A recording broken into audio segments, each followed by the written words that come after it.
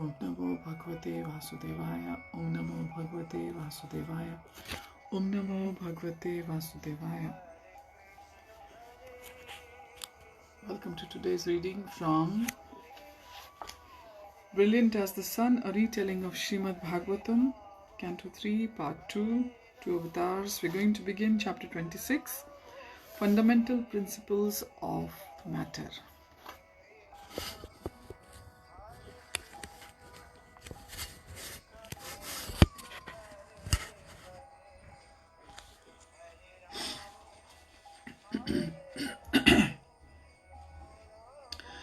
Kapil describes how the elements come into being during the primary creation, giving rise to the Virat Roop, the Lord's gigantic universal form. Verse 1, Kapil said, "My dear mother, I shall now explain in detail Krishna's diverse energies by which he creates, maintains and annihilates the cosmos. This analysis, known as Sankhya, helps one understand the Supreme Lord and his energies, which in turn brings detachment from sense enjoyment and release from the three modes of material nature."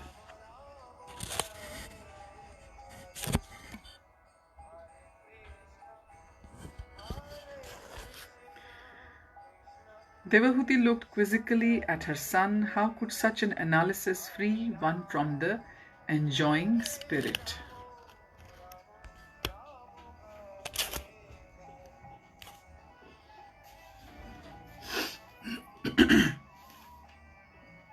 Verse 2, knowledge culminates in knowing the true self as a spiritual part of the Supreme Person.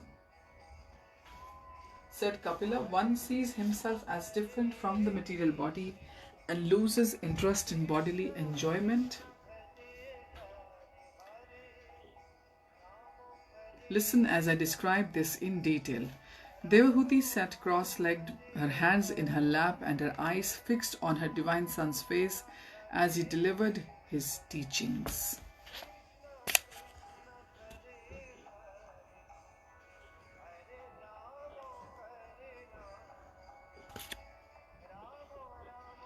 Verses 3 to 6. Krishna is the Supreme Soul without beginning and transcendental to material existence. By his bodily luster known as the Brahma Jyoti, he pervades and supports everything. He pervades and supports everything, and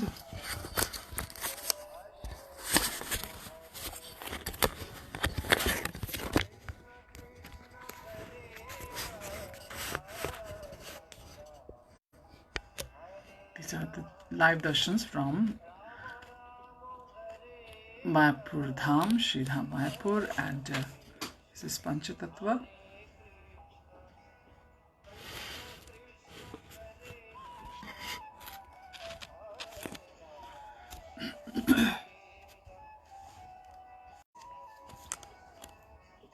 Everything as his pastime, the all-powerful Lord employs his subtle material energy known as Prakriti. So this is Shri Nrsimhadev, and before it was Shri Radha Shyam Sundar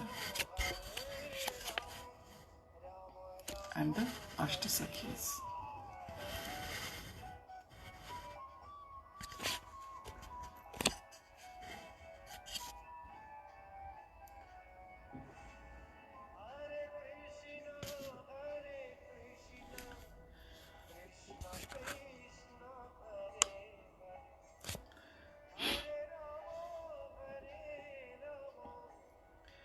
Lord's energy, material energy known as Prakriti, which is invested with the modes of nature. By the interactions of the modes, Prakriti produces material bodies. The conditioned living beings are deluded by Prakriti's knowledge, covering potency known as avidya, and they forget their spiritual nature.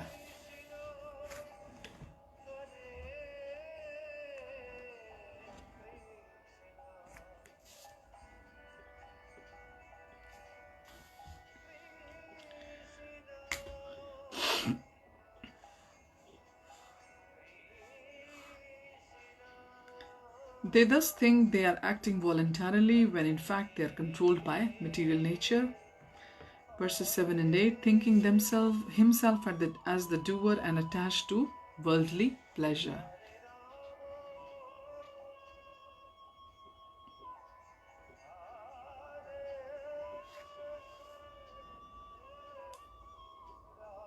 The transcendental soul is forced to accept material conditions such as birth and death. Prakriti places the living beings in different material bodies and situations.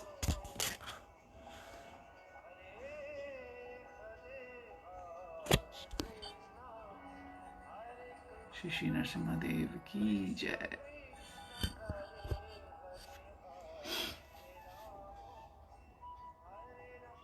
Prakriti places the living being in different material bodies and situations controlled by the gods.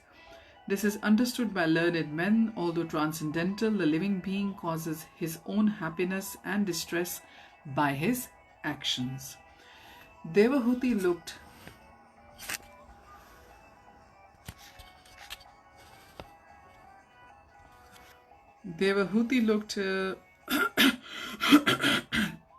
intently at her son. Exactly how had she caused her own suffering? Kapila's words reverberated in her mind, thinking himself the doer and attached to material enjoyment. Of course, she was trying to be the Purusha and enjoy Krishna's energy, which was meant for his pleasure. When this attempt failed, as it always must, she became morose.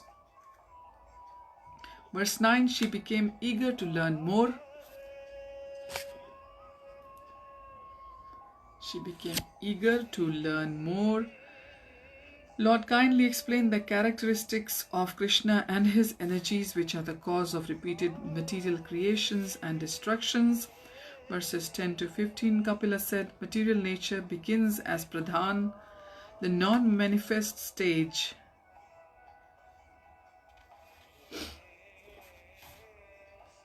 Where the three modes of material nature are inactive and indistinguishable. When the activated modes manifest, the world's nature is called Prakriti. At the invisible stage of Pradhan, the material energy contains the potential forms of the 24 material elements. These are the 5 gross elements, the 5 subtle elements, the 5 knowledge gathering senses, the 5 working organs, and 4 internal senses. The gross elements are earth, water, fire, air, and ether. The subtle elements are smell, taste, color, touch, and sound. The knowledge acquiring senses are hearing, tasting, touch, sight, and smell.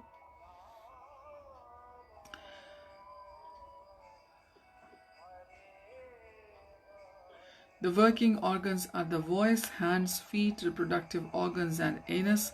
The 4 internal senses are mind, intelligence, false ego, and consciousness. All these combined are known as Saguna Brahman, spiritual energy modified by material modes, which includes time, the 25th element.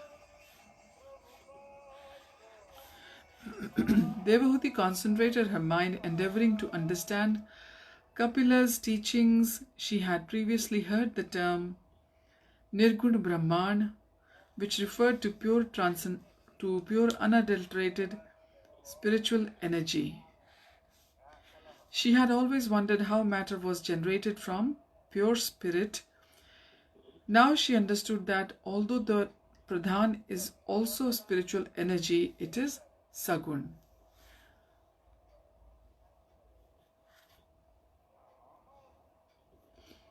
Pradhan is distinguished from Brahman because of the presence of the dormant modes of material nature. So that is the difference between Pradhan and Brahman. Shri Shri Narsingadev Bhagwan Ki Jai.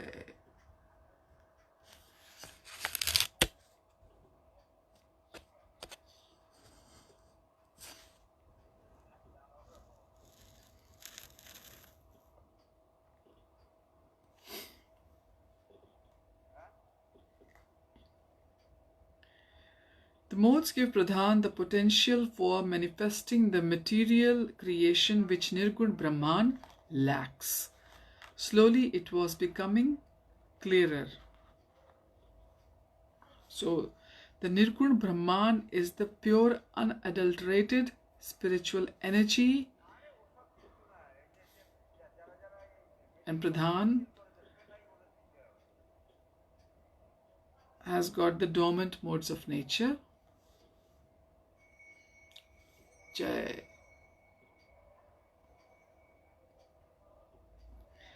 Verses 16 to 17, Kapil continued, "My dear mother, time is my potency.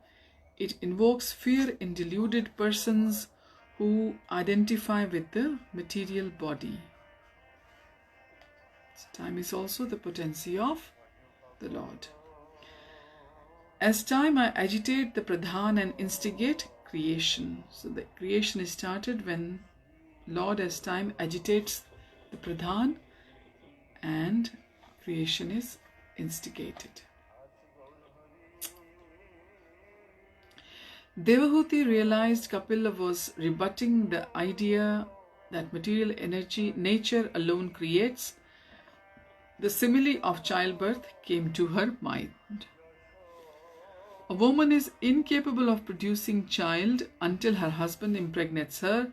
Similarly, Pradhan is incapable of creating until the Lord enters her as time. Verses 18 and 220. So this is in front of Prabhupada's Samadhi Mandir.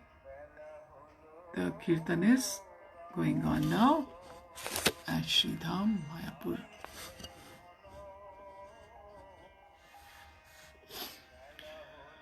Okay. Kapil continued, "As time I exist outside of the living beings, and as a super soul I am within." According to Sankhya, the super soul is the 26th element of creation. 25th is the time and 26th is super soul. I also place the living beings who are part of my eternal spiritual energy into the Pradhan.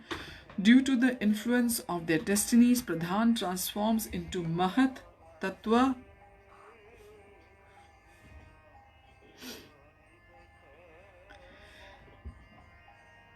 which shines with a golden resplendence and is thus also referred to as Hiranyamay or golden brilliance.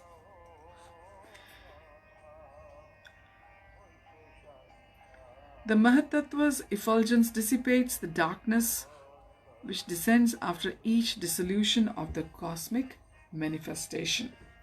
Verses 21 to 22, the pure mode of goodness is first activated in the Mahatattva. This mode manifests in all beings as pure consciousness.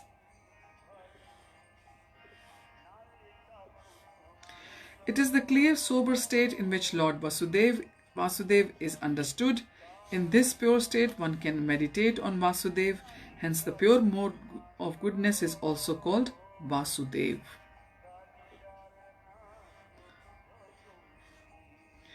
Pure consciousness is free from the passion and ignorance, as we can clearly see an object reflected in calm and clear water. Similarly, in pure consciousness, one can clearly see one's own existence and that of Supreme Lord.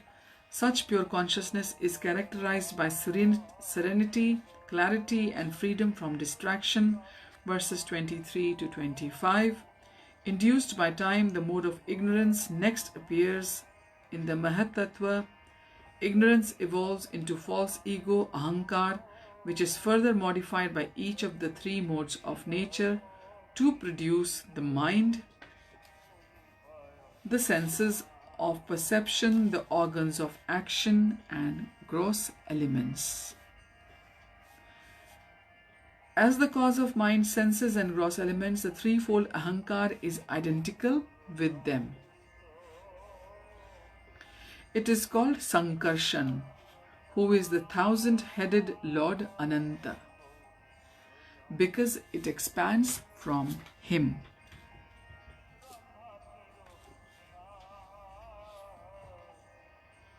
Verses 26-27 here now about the different characteristics of false ego influenced by the three modes. When it interacts with goodness, it transforms into gods who control material affairs. With passion, it transforms into the senses, and with ignorance, it becomes the gross and subtle elements.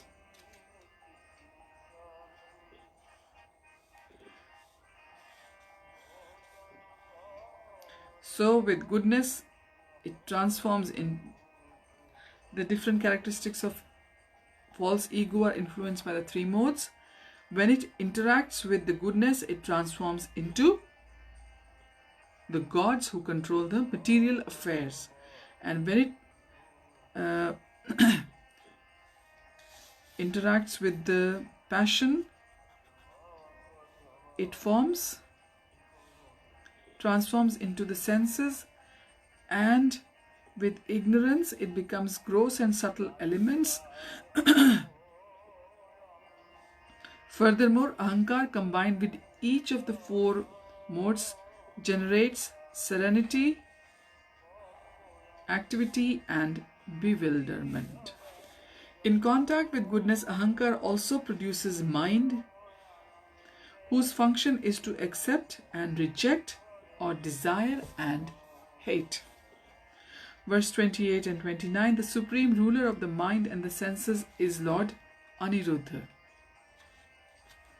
who has bluish blackish form resembling an autumn lotus. He is found slowly by yogis who fix their minds upon him, thereby becoming free from mental agitation. Virtuous lady, when false ego interacts with the passion, it generates intelligence, whose function is to ascertain the nature of objects and assist the senses.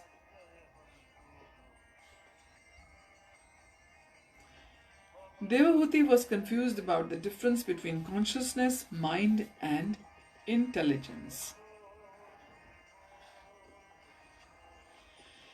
As she pondered this, an example came to her. When one hears a sound, first consciousness is aware of it, then intelligence recognizes it as sound, and finally the mind either likes it or dislikes it. Such a beautiful explanation. Verse 31 to 30 and 31, Kapila continued, other important functions of intelligence are doubt, understanding, misunderstanding, memory, and sleep. Let me explain. An intelligent person does not blindly accept anything but seeks authoritative evidence. This is how he detects false understandings and corrects them. Sleep is associated with intelligence because it keeps it in good working order. Besides intelligence, false ego in contact with passion produces the knowledge acquiring and working senses, as well as life energy or prana. So false ego in contact with passion produces knowledge acquiring and working senses, also the life energy or the prana. The working senses depend on prana to function, and the knowledge acquiring senses depend on intelligence. Verses 32 and to 34. Listen, mother, as I describe the manifestations from ahankar in tamas or ignorance. When Krishna as time agitates false ego in contact with ignorance, the subtle element sound is manifested. So when Krishna as time agitates false ego in contact with ignorance, the element sound is manifested, which generates a sky and the sense of hearing. The wise know the characteristics of sound to be conveying meaning and indicating the presence of an unseen speaker. It is the subtle form of ether. The characteristics of ether is to accommodate the external and internal existence of all living entities, namely the field of activities of the vital air, the sense and mind. I think it's very nice and technical, and it's best if we leave our reading here and we'll continue next time here onwards with it. Thank you for joining, and with these visuals from the Kirtan after the Rajbhog Aarti from Sri Dham Mayapur in West Bengal, I take your leave.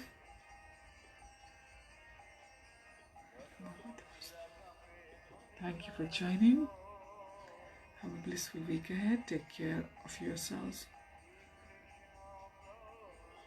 Hari Om Tat Sat. Hare Krishna.